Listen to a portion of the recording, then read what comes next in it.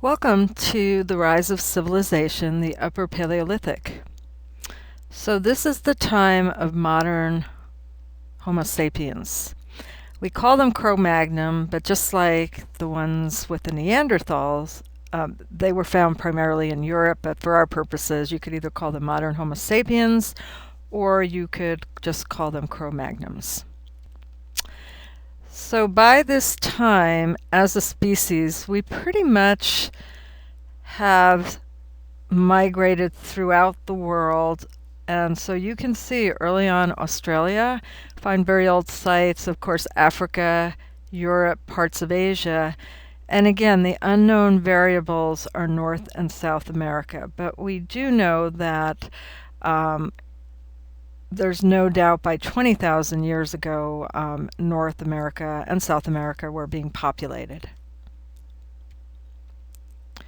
So here's just an example. We find a lot of sites in caves. Makes sense.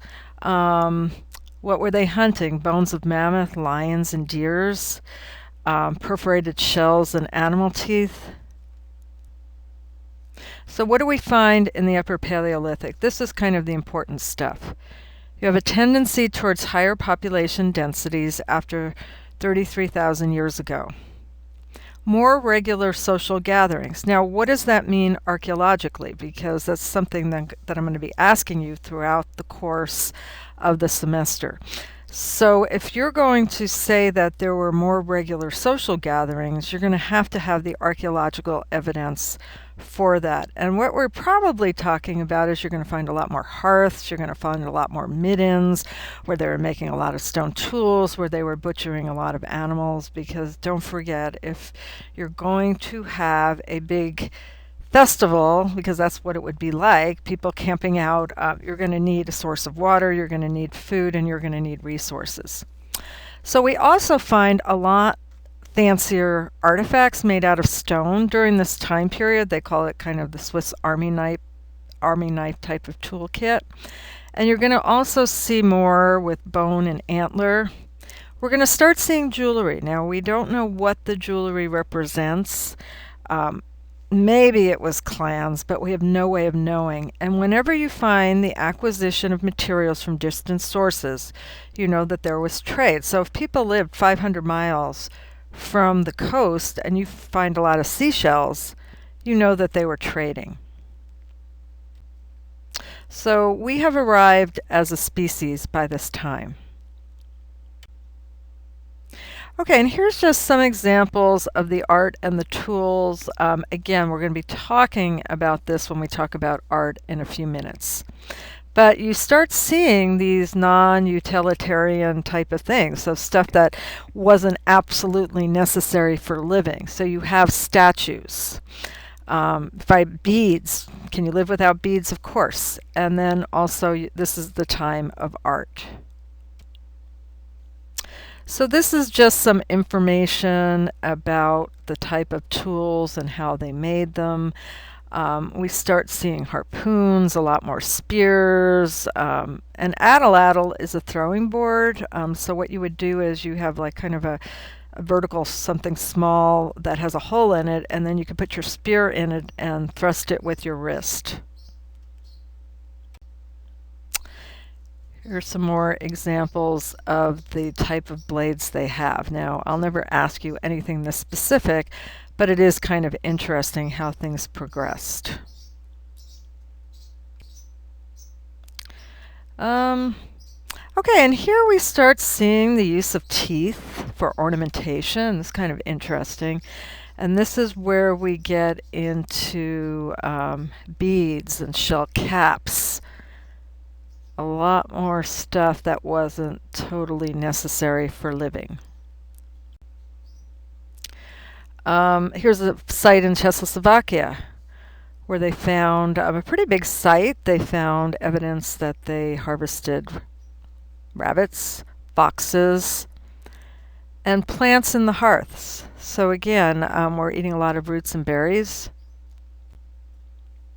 We know that they had clothing. We're probably talking about furs by around this time period, but it's kind of interesting, and skins, how different artists put different depictions on these things.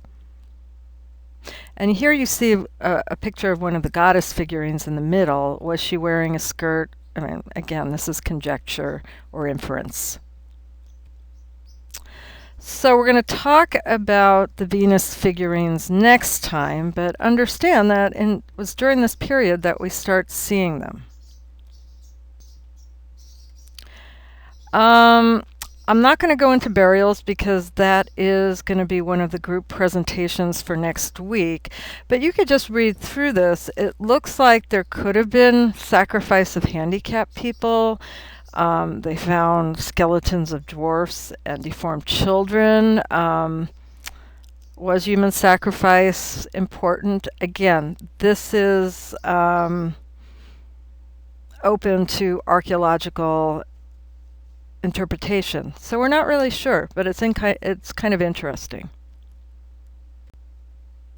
Here is a site that they found in the Ukraine, and here's a structure, like a house made out of mammoth bones. They think it was seasonally used. Really interesting stuff. And when they found human remains and animal remains, kind of interesting. So were these animals scavenged or hunted? We don't know. And then when they found human body parts, a small number of adult females, very few adult males, a lot of juveniles. So what does that mean? Hard to tell, but here you have a picture of mammoth bones. And this is what a stratigraphic profile would look like looking down on it.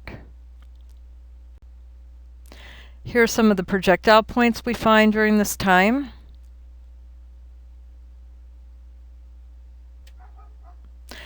And this is when we start getting into art. So this period is famous for its cave paintings. Majority found in France and Spain. Here's some of the dates for it. So we know that a lot of the people living in those areas were very sedentary. A lot of symbols of males and females.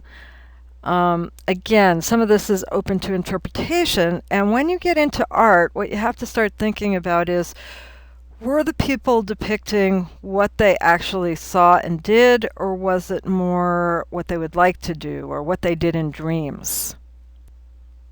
Here's the Hall of the Bulls from the Caux, France. And basically, bulls drawn all over the cave walls. Very interesting. Here's pictures of where Altamira is, a famous cave, and Le Caux, France. So I think you've all seen pictures of cave paintings and your book goes into it, but here's some you might not have seen. Now, don't forget, some things are not new to modern society. They've been around since the dawn of man. I'm not alluding that bestiality was around for a long time, but these paintings are pretty interesting. Okay, and besides cave art, we start seeing what's called portable art, things that people can pick up and take with them. And these are kind of interesting. The ones, I'll use my pointer here. So these are called rods of commandment. And here's another picture of one that has more elaborate sculpting on it. No one's really sure what these things were used for, but we find them all over. Here you see a lot of art with animal representations on them. Here's one of these necklaces with animal teeth. And again, here we start seeing these Venus figurines that we'll talk about next week. So what do we find in society during this time period? Changes in subsistence, large social groups, trade, focus on art and ritual, and personal ornamentation. Once again, meaning that they used jewelry. So this was a kind of interesting time. And that's it for this lecture. Stay tuned for more.